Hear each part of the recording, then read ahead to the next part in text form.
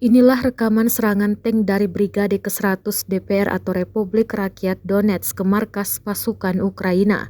Tank menembaki benteng Ukraina dari jarak dekat. Rekamannya dirilis di Telegram resmi militan DPR pada Kamis 10 November 2022. Dalam narasi unggahan dituliskan, tanker Brigade Pengawal ke-100 Milisi Rakyat DPR di bawah perlindungan kendaraan tempur infanteri menyerang markas Angkatan Bersenjata Ukraina di Nevelskoye. Menembak dari jarak dekat, awak kendaraan tempur DPR mengklaim telah menimbulkan kerusakan serius pada musuh dan menyelesaikan tugas tanpa kehilangan pasukannya. Ракетными войсками и артиллерией